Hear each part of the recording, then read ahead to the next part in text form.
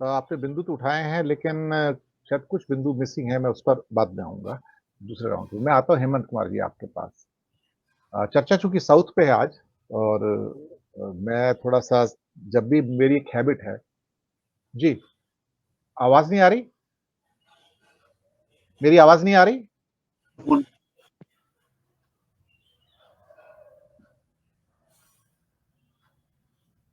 हेमंत जी की आवाज नहीं आ रही है। हेमंत जी की आवाज नहीं आ रही है।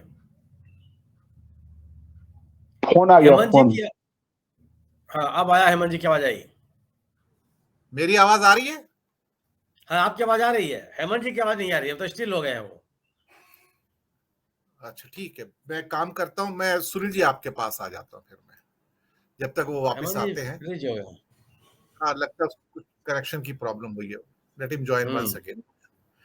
सुनील जी, आपने सुजाता जी की बात सुनी, लेकिन मेरी चिंताएं, जो मैंने कहा कि बीजेपी के जो सारे एलाइज हैं, ये जो बीजेडी हैं, वाईएसआर कांग्रेस है, एडीएमके है, केसीआर इंटैक्ट हैं, इनको डैमेज इतना नहीं हुआ है। ये कहने को एनडीए के एलाइज नहीं है, सिवाय एडीएमके को छोड़ के, उन्होंने अभी रिश्ता तोड़ा है उनसे, लेकिन वो भी बाद में जोड़ लेंगे। पर कहीं ना कहीं they are much stronger and much bigger than their own allies. जैसे राजभर जैसे लोग हैं, अनुप्रिया पटेल के अपना दल है, जिनके एक एक दो दो सीटें हैं, उनके मुकाबले इनका जो सपोर्ट है, इसको एक ही शब्द में कहूं, फॉर्मिडेबल है। और लोकसभा राज्यसभा में जो भी बिल आते हैं, ब्लाइंडली आंखें बंद करके सपोर्ट करते हैं। केसीआर सपोर्ट करते हैं, बीजेडी सपोर्ट करती है, वाईएसआर कांग्रेस सपोर्ट करती है। कमाल की बात तो यह थी कि जब ये न्याय संहिता के 3 बिल पास किए गए, बीजेडी, वाईएसआर कांग्रेस, एडीएमके और साथ में केसीआर, किसी भी पार्टी ने उठकर एक वक्तव्य देना भी उचित नहीं समझा कि मैं डिबेट में हिस्सा लूंगा उठ के, कि ये अपोजिशन से थे लेकिन बोले नहीं सर वहां पर। आप देखिए कि इनसे ज्यादा स्ट्रांग एलाई कौन हो सकता है, सुनील जी। धन्यवाद दिनेश जी।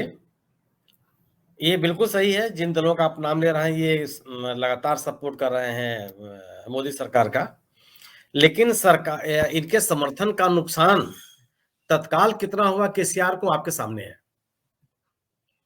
केसीआर साहब को लोगों ने विधानसभा के चुनाव में खारिज कर दिया, और 10 साल के भीतर, 10 साल पूरे होते होते ही एक राज्य बनाने का जिस श्रेय जो राजनीतिक दल ले रहा था, उसको जनता ने खारिज कर दिया। और उसमें सबसे बड़ा आरोप था कि वह भारतीय जनता पार्टी के नजदीक है। ये एआईडीएम के जब सनातन का मुद्दा गर्म हुआ, तो एआईडीएम के जो उनके पास था, उनके सहयोगी संगठन होता था, सदस्य था एनडीए का, वो छोड़ के चला गया। और उसकी आज उतनी बड़ी राजनीतिक ताकत नहीं है जो रामचंद्र के जमाने में, चाहे जयललिता के जमाने में हुआ करती थी। आज वो तो खंड खंड बटी हुई पार्टी अपने आप में है। जहां तक बीजेडी का सवाल और वाईएसआर कांग्रेस का सवाल है, ये दोनों दल केंद्र में रहने वाली सत्ता के साथ रहेंगे। ये न बीजेपी के साथ है, न ये कांग्रेस के साथ है, ये अपने आप के साथ है। और जो भी केंद्र में सत्ता में रहेगा वो उसके साथ ही रहेंगे। आज बीजेडी के सामने लेकिन निश्चित रूप से भारतीय जनता पार्टी ने चुनौती प्रस्तुत की है। उस पार्टी में टूट की गुंजाइश की आशंका है। भारतीय जनता पार्टी जो अन्य राजनीतिक दलों के साथ कर रही है, वही तरीका वो बीजेडी के साथ भी अपनाएगी। इस बात का अंदेशा सबको लगने लगा है। और आप याद कीजिए कि जब बीजेडी अलग हुई थी एनडीए से, तो किस तरह की बातें नवीन पटनायक ने कही थी। उनको भी अपनी पार्टी के अस्तित्व कहीं पर लेकर के सवाल पैदा हुआ था। वो ये दोनों के दोनों दल, वाईएसआर कांग्रेस के सामने भी यह चुनौती है। कांग्रेस ने एक मजबूत चुनौती रखी है, खासतौर से तेलंगाना का चुनाव जीतने के बाद। और वाईएसआर कांग्रेस के जो केसीआर के साथ स्थिति हुई है तेलंगाना में, वही कमोबेश स्थिति वाईएसआर कांग्रेस की जगह रेड्डी के साथ होनी है आंध्र प्रदेश में। बीजेपी के नजदीकी होने का जो खामियाजा है, वो उनको भुगतना होगा। एक बड़ा वर्ग है जो चाहे किसानों का हो, चाहे वो छोटे वर्ग के लोग हों, चाहे दलित समुदाय के लोग हों, रेड्डियों का बड़ा एक वर्ग है जो बीजेपी की राजनीति से संतुष्ट नहीं है। और उसी ने तेलंगाना में भी केसीआर को बाहर किया, सत्ता से बाहर किया, और बीजेपी को भी नजदीक नहीं आने दिया। आप याद कीजिए कि केसीआर 2019 के चुनाव में, लोकसभा के चुनाव में, भारतीय जनता पार्टी कांग्रेस से मजबूत पार्टी थी।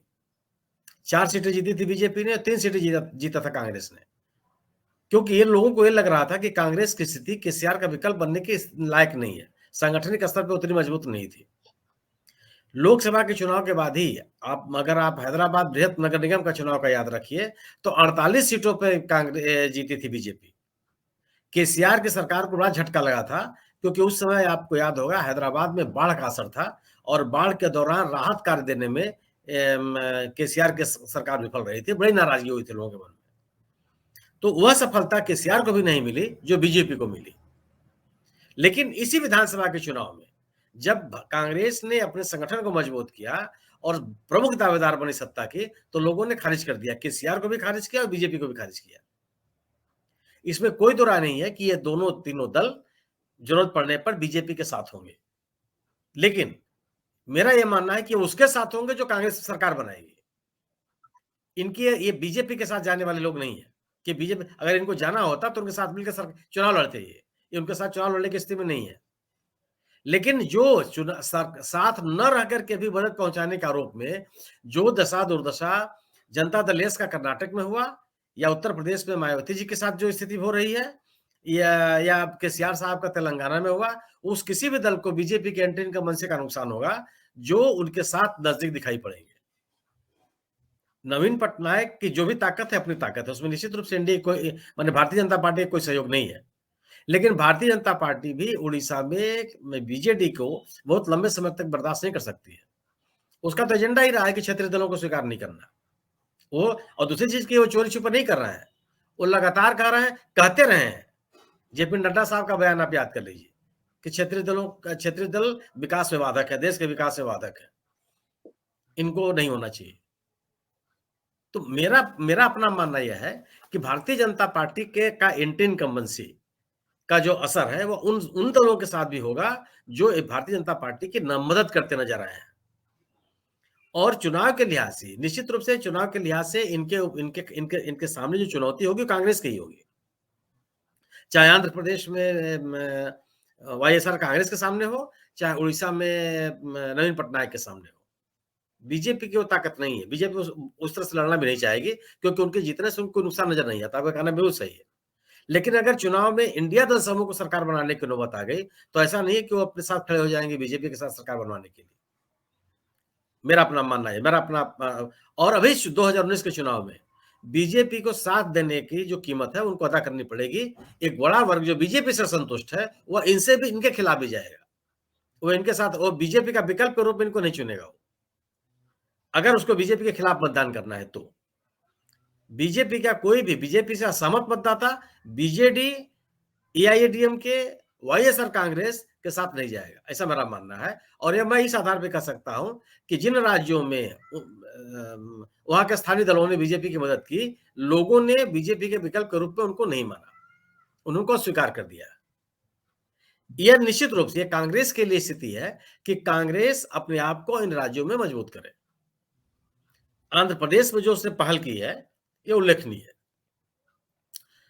शर्मिला वाईएसआर के मौजूदगी से निश्चित रूप से कांग्रेस को बढ़त मिलेगी, और तेलंगाना में सरकार होने से, अनडिवाइडेड आंध्र प्रदेश का हिस्सा होने से तेलंगाना का, और वहां के जो स्थानीय लीडरशिप है, वैसे भी रेड्डी समुदाय जो है वो कांग्रेस का परंपरागत समर्थक रहा, और वो अब एक बार फिर कंसोलिडेट होगा क्योंकि वो बीजेपी के साथ नहीं जाना चाहता। वाईएसआर कांग्रेस के पास जो मतदाताओं का समूह है वो परंपरागत रूप से कांग्रेस का मतदाता रहा है, कोई नया मतदाता वर्ग उन्होंने नहीं तैयार किया। और उस मतदाता वर्ग को जब आप कांग्रेस के खिलाफ जाकर के बीजेपी की मदद करते हुए नजर आएंगे तो वह कांग्रेस के फोल्ड में लौटता हुआ दिखाई पड़ेगा, क्योंकि वह अपने आप को राजनीतिक रूप से बीजेपी की तुलना में कांग्रेस के ज्यादा नजदीक पाता है। तो इन राज्यों में चुनौती तो है, लेकिन ये इनको एनडीए का एलाई मान लेना मुझे लगता है, मेरी अपनी समझ से बहुत तर्कसंगत नहीं है। यह सरकार के साथ है, जो उत्तर पूर्व के राज्यों में होता है, जो सत्ता में उनके साथ खड़े हैं।